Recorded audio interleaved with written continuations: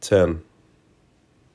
Notwithstanding Justice H. Harold Mueller's famous characterization, included in the Fourth Appellate Circuit's majority opinion on Atkinson et al. Versus the United States, of a government bureaucracy as the only known parasite larger than the organism on which it subsists.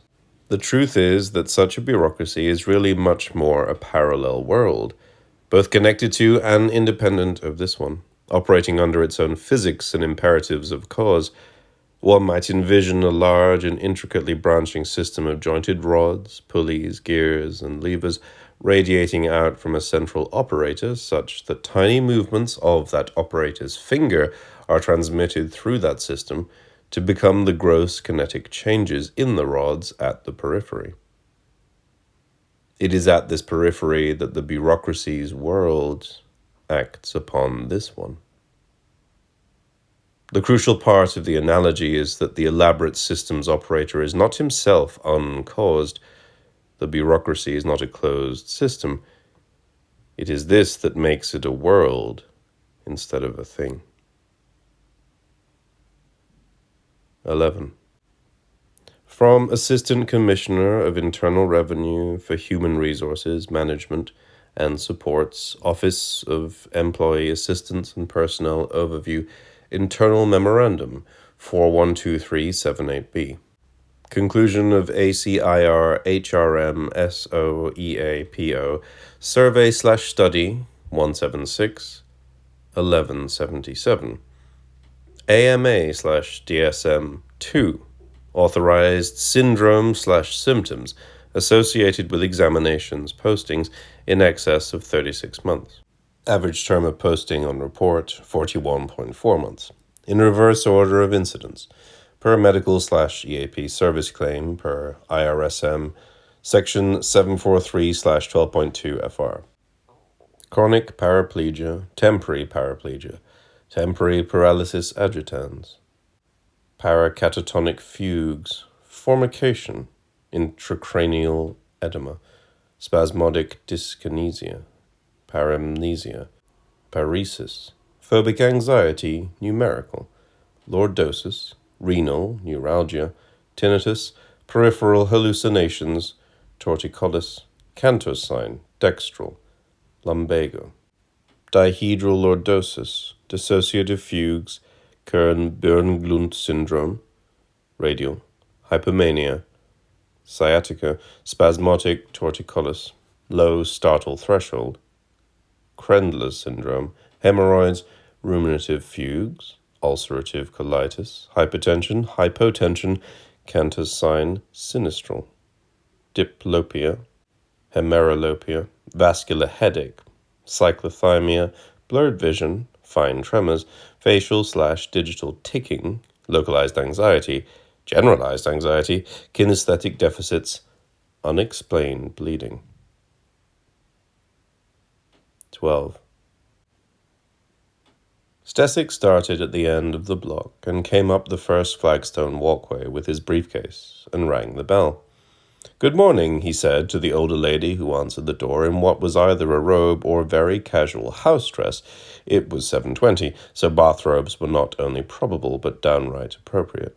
Whose collar she was holding tightly closed with one hand and was looking through the door's crack at different points over Stesic's shoulders, as if certain there must be someone else behind him. Stesic said, "My name is Leonard Stesic. I go by Leonard, but Len is also perfectly fine as far as I'm concerned, and I've recently had the opportunity to move in and set up housekeeping in 6F in the Anglers Cove complex just up the street there. I'm sure you've seen it, either leaving home or returning. It's just right up the street there at 121, and I'd like to say hello and introduce myself and say I'm pleased to be part of the neighborhood and to offer you as a token of greetings and thanks this free copy of the U.S. Post Office's 1979 National Zip Code Directory, listing the zip codes for every community and postal zone in each state of the United States, in alphabetical order, and also," shifting the briefcase under his arm to open the directory and hold it out open to the woman's view, something seemed wrong with one of the lady's eyes, as if she were having trouble with a contact lens or perhaps had some foreign matter under the upper lid, which could be uncomfortable. Additionally, listing here on the back of the last page and inside the rear cover, the covers the continuation, the addresses and toll-free numbers of over 45 government agencies and services from which you can receive free informational material, some of which is almost shockingly valuable. See, I put small asterisks next to those, which I know for a fact are helpful, and an extraordinary bargain. And which are, of course, after all, when you come right down to it, paid for with your tax dollars. So why not extract value from the contributions, if you know what I mean? Though, of course, the choice is entirely up to you. The lady was also turning her head slightly in the way of someone whose hearing wasn't quite what it used to be, noting which, Stesic put the briefcase down to wink one or two extra asterisks by numbers that in this case might be of special help, then making a large motion of handing it over and letting the postal directory hang there in midair just outside the door while the lady had her face screwed up and seemed to be deciding whether to disengage the door's chain in order to accept it. Maybe I'll just be leaning it up here against the milk box, pointing down at the milk box, and you can peruse it at leisure at your own convenience later in the day, or really, whatever you might choose to do, Stesic said. He liked to make a small jest or sally of employing emotion as if he were tipping his hat, even though his hand never made contact with the hat. He felt it was both courtly and amusing. "Heidi-ho, then," he said. He proceeded back down the walkway, missing all the cracks, and hearing the door behind him close only as he reached the sidewalk, and made a sharp right and took 18 strides to the next walkway and a sharp right to the door, which had a wrought iron security door installed before it, and at which there was no answer after 3 rings and shave and haircut knock. He left his card with his new address and the gist of his greeting and offer, and another 1979 zip code directory. The 1980 directory would not be out until August. He had an order in, and proceeded down the walkway, a spring to his step, his smile so wide it almost looked like it hurt. 13. It was in public high school that this boy learned the terrible power of attention and what you pay attention to. He learned it in a way whose very ridiculousness was part of what made it so terrible, and terrible it was. At age 16 and a half, he started to have attacks of shattering public sweats. As a child, he'd always been a heavy sweater. He had sweated a lot when playing sports or when it was hot, but it didn't especially bother him. He just wiped himself off more often. He couldn't remember anyone ever saying anything about it. Also, it didn't seem to smell bad. It's not like he stank. The sweating was just something particular about him. Some kids were fat, some were unusually short or tall, or had crazy teeth, or stuttered, or smelled like mildew no matter what clothes they wore. He just happened to be someone who sweated heavily, especially in the humidity of summertime, when just riding his bike in dungarees around Beloit made him sweat like crazy. It all barely even registered on him, so far as he could remember. In his 17th year, though, it started to bother him. He became self-conscious about the sweating thing.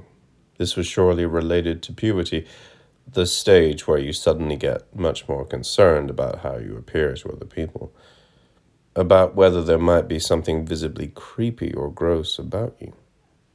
Within weeks of the start of the school year, he became both more and differently aware that he seemed to sweat more than the other kids did. The first couple months of school were always hot, and many of the old high school's classrooms didn't even have fans. Without trying to or wanting to, he started to imagine what his sweating might look like in class. His face gleaming with a mixture of sebum and sweat, his shirt sodden at the collar and pits, his hair separated into wet little creepy spikes from his head's running sweat. It was the worst if he was in a position where he thought girls could maybe see it. The classroom's desks were all crammed together. Just the presence of a pretty or popular girl in his sightline would make his internal temperature rise. He could feel it happening unwilled, even against his will, and start the heavy sweating. Note: Psychodynamically, he was, as a subject, coming to a late, and therefore traumatic understanding of himself as also an object, a body among other bodies, something that could see and yet also be seen. It was the sort of binary self-concept that many children attain as early as age 5, often thanks to some chance encounter with a mirror, puddle, window, or photograph seen in just the right way. Despite the boys having the average ration of reflectors available to him in childhood, though, this developmental stage was retarded in his case, somehow. The understanding of himself, as also an object for others, was, in his case, deferred to the very cusp of adulthood, and, like most repressed truths, when it finally burst through, it came as something overwhelming and terrible, a winged thing, breathing fire. End note. Except at first, as autumn of that 17th year deepened, and the weather cooled and dried, and the leaves turned and fell, and could be raked for pay, he had reason to feel that the sweating problem was receding, that the real problem had been the heat, or that without the muggy summer heat there would now no longer be as much occasion for the problem. He thought of it in the most general and abstract terms possible. He tried never to let himself think of the actual word sweat. The idea, after all, was to try and be as unself-conscious about it as possible. Mornings now were chilly, and the high school's classrooms weren't hot anymore, except near the rear's clanking radiators. Without letting himself be wholly aware of it, he had started hurrying a little bit between periods to get to the next class early enough that he wouldn't get stuck in a desk by a radiator, which was hot enough to jumpstart a sweat. But it involved a delicate balance, because if he hurried too fast through the holes between periods, this exertion could also cause him to break a light sweat, which increased his preoccupation and made it easier for the sweating to get more severe in the event that he thought people might be noticing it. Certain other examples of balancing and preoccupation like this existed, most of which he tried to keep from conscious thought as much as possible without being wholly aware of why he was doing this. Note. In clinical terms, he was fighting to repress a truth that had been too long repressed in the first place. A confinement from which it had taken on far too much psychic energy ever, once it had burst through the mirror, so to speak, to be willed back out of conscious awareness. Consciousness just doesn't work this way. End note. For there were, by this time, degrees and gradations of public sweating, from a light varnish all the way up to a shattering, uncontrollable, and totally visible and creepy sweat. The worst thing was that one degree could lead to the next if he worried about it too much, if he was too afraid that a slight sweat would get worse and tried too hard to control or avoid it. The fear of it could bring it on. He did not truly begin to suffer until he understood this fact. An understanding he came to slowly at first, and then all of an awful sudden.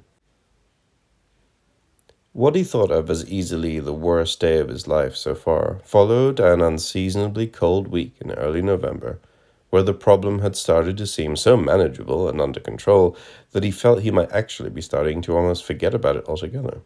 Wearing dungarees and a rust-colored velour shirt, he sat far from the radiator in the middle of a middle row of student desks in world cultures, and was listening and taking notes on whatever module of the textbook they were covering, when a terrible thought rose as if from nowhere inside him. What if I all of a sudden start sweating?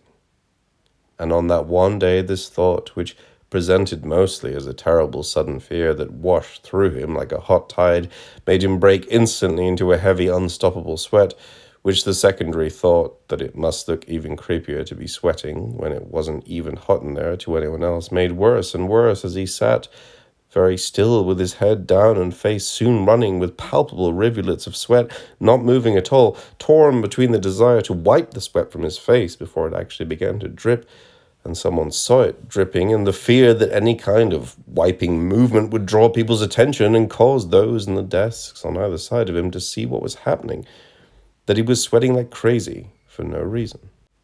It was by far the worst feeling he had ever had in his life, And the whole attack lasted almost 40 minutes, and for the rest of the day he went around in a kind of trance of shock and spent adrenaline. And that day was the actual start of the syndrome in which he understood that the worse his fear of breaking into a shattering public sweat was, the better the chances that he'd have something like what happened in world cultures happen again, maybe every day, maybe more than once a day. And this understanding caused him more terror and frustration and inner suffering than he had ever before even dreamed that somebody could ever experience. And the total stupidity and weirdness of the whole problem just made it that much worse. Dating from that day in world cultures, his dread of it happening again and his attempts to avert or avoid or control this fear began to inform almost every moment of his day. The fear and preoccupation only happened in class or lunch at school, not in last period PE, since sweating in PE wouldn't be seen as all that weird and so didn't inspire the special kind of fear that primed him for an attack. Or it also happened at any crowded function like scout meetings or Christmas dinner in the stuffy, overheated dining room of his grandparents' home in Rockton, where he could literally feel the table's candles' extra little dots of heat and the body heat of all the relatives crowded around the table, with his head down, trying to look like he was studying his plate's china pattern as the heat of the fear of the heat spread through him like adrenaline or brandy, that physical spread of internal heat that he tried so hard not to dread. It didn't happen in private, at home in his room, reading. In his room with the door closed, it often didn't even occur to him. Or in the library in one of the little private carrels, like an open cube, where no one could see him, or it would be easy to just get up any time and leave. Note: it especially didn't happen when he was alone in the upstairs bathroom in front of the mirror, trying to make an attack happen, so he could study it in the mirror and see for himself objectively how bad and obvious it looked from various angles, and how far away it was visible from. He hoped, and on some level believed, that it maybe wasn't as obvious or bizarre looking as he was always afraid it was during an actual attack. But he could never verify this because he could never get a real attack to happen when he wanted it to. Only when he totally did not. End note. It happened only in public with people around him, and crowded in rows or around a well-lit table, where you had to wear your new red Christmas sweater and your shoulders and elbows were almost actually touching the cousins, crammed in on both sides, and everyone all trying to talk at the same time over the steaming food and all looking at each other, so there was every chance that people could see even the first flushed little pinpricks of it on his forehead and upper face, that then, if the fear of it getting out of control grew too great, would swell to shining beads and soon start to visibly run. And it was impossible to wipe his face off with a napkin because he feared that the weird sight of wiping his face in wintertime would draw all his relatives' attention to what was going on, which is what he would have traded his very soul not to have happen. It could basically happen any place where it was hard to leave without drawing attention to himself, to raise your hand in class and ask for a bathroom pass as heads turned to look. Just the thought of it filled him with total dread. He could not understand why he was so afraid of people possibly seeing him sweat or thinking it was weird or gross. Who cared what people thought? He said this over and over to himself. He knew it was true. He also repeated, often in a stall in one of the boys' restrooms at school between periods after a medium or severe attack, sitting on the toilet with his pants up and trying to use the stall's toilet paper to dry himself without the toilet paper disintegrating into little greebles and blobs all over his forehead, squeezing thick pads of toilet paper onto the front of his hair to help dry it. Franklin Roosevelt's speech from U.S. History 2 in sophomore year. The only thing we have to fear is fear itself. He would mentally repeat this to himself over and over. Franklin Roosevelt was right, but it didn't help. Knowing it was the fear that was the problem was just a fact. It didn't make the fear go away. In fact, he started to think that thinking of the speech's line so much just made him all the more afraid of the fear itself. That what he really had to fear was fear of the fear, like an endless funhouse hall of mirrors of fear, all of which were ridiculous and weird. He started to sometimes catch himself talking to himself about the sweating thing and fear in a kind of very fast, faint whisper that he'd been doing without being aware of it, and now he began to really consider that he might be going crazy. Most of the craziness he'd seen on TV involved people laughing maniacally, which now seemed totally bizarre to him, like a joke that wasn't only not funny but made no sense at all. Imagining laughing about the attacks or the fear was like imagining trying to come up to somebody and start trying to explain what was going on, like his scoutmaster or the guidance counselor. It was unimaginable. There was no way. High school became a daily torment, even as his grades improved even more due to the increased reading and studying he did, because it was only when he was in private and totally absorbed and concentrating on something else that he was okay. He also got into word search and number puzzles, which he found absorbing. In class or the lunchroom, it was a constant preoccupation to not think about it and not let the fear reach the point where his temperature went up and his attention telescoped to where all he could feel was the uncontrolled heat and sweat starting to pop out on his face and back, which, the minute he felt the sweat popping out and beading, his fear went through the roof, and all he could think of was how he could get out of there to the restroom without drawing attention. It only happened sometimes, but he dreaded it all the time, even though he knew all too well that the constant dread and preoccupation were what primed him to have these attacks. He thought of them as attacks, though not from anything outside him, but rather from some inner part of himself that was hurting or almost betraying him, as in heart attack. Similarly, primed became his inner code word for the state of hair-trigger fear and dread that could cause him to have an attack at almost any time in public. His main way of dealing with being constantly primed and preoccupied with the fear of it all the time at school was that he developed various tricks and tactics for what to do if an attack of public sweating started and threatened to go totally out of control. Knowing where all the exits were to any room he entered wasn't a trick. It became just something he now automatically did, like knowing just how far the nearest exit was and if it could be got to without drawing much attention. The school's lunchroom was an example of some place that was easy to get out of, with no one really noticing, for instance. Leaving the classroom during an attack in a class was out of the question, however. If he just got up and ran out of the room, as he always yearned to do during an attack, there would be all kinds of disciplinary problems, and everyone would want an explanation, including his parents. Plus, when he came back to that class the next day, everyone would know he'd run out and would want to know what had made him freak out, and the net result would be a lot of attention on him in the class, and the fear that everyone would be noticing him and looking at him, which would prime him all over again. Or if he ever actually raised his hand and asked the teacher for a restroom pass, it would draw all the bored students in the row's attention to who'd spoken up, and their heads would all turn to look, and there he would be, sweating and dripping and looking bizarre. His only hope then would be that he'd look sick. People would think he was sick or about to maybe throw up. This was one of the tricks, to cough or sniff and feel uncomfortably at his glands if he feared an attack. So if it got out of control, he could hope people would maybe just think he was sick and shouldn't have come to school that day.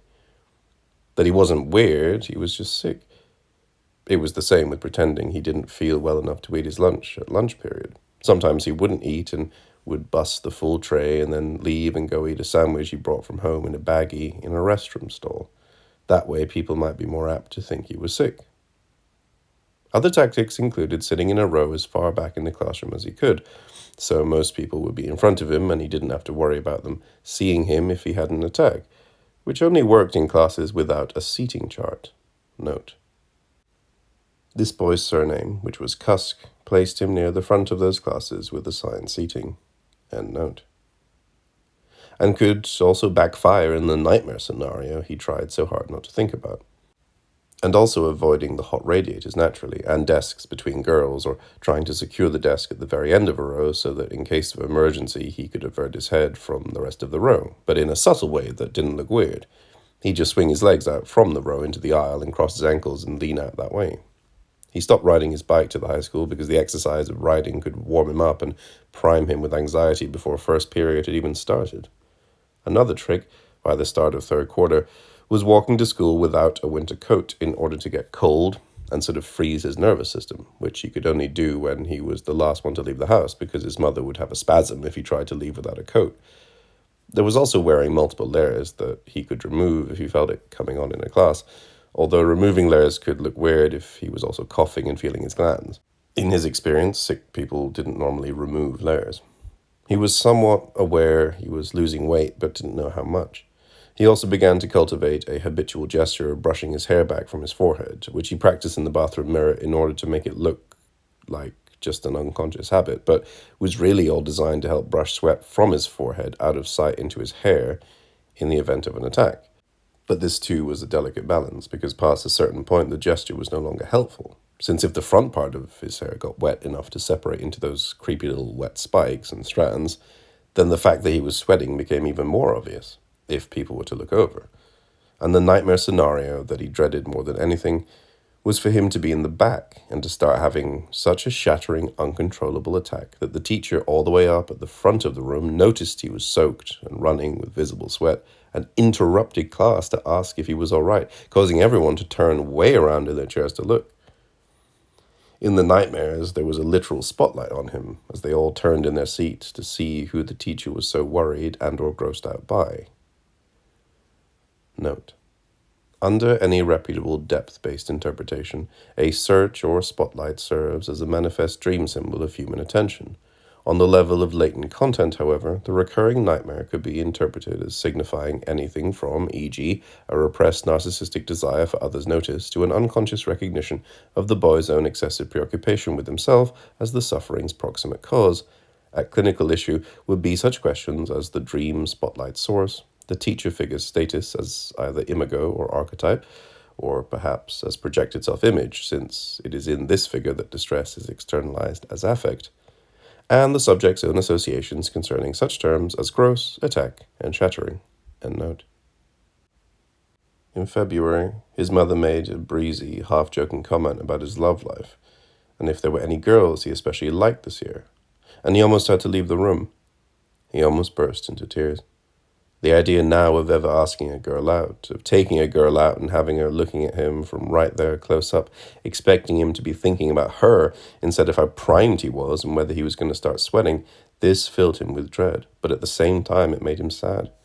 He was bright enough to know there was something sad about it, even as he gladly quit Scouts just 4 badges short of Eagle and turned down a shy, kind of socially anonymous girl from college algebra and trigonometry's invitation to the Sadie Hawkins dance. And fake being sick at Easter so he could stay home by himself, reading ahead in Dorian Gray and trying to jumpstart an attack in the mirror of his parents' bathroom instead of driving down with them to Easter dinner at his grandparents'. He felt a bit sad about it, as well as relieved, plus guilty about the various lies of the excuses he gave, and also lonely and a bit tragic, like someone in the rain outside a window looking in, but also creepy and disgusting, as though his secret inner self was creepy and the attacks were just a symptom, his true self trying to literally leak out, though none of all this was visible to him in the bathroom's glass, whose reflection seemed oblivious. Note: there are secrets within secrets, though, always. End note. To all that he felt as he searched it.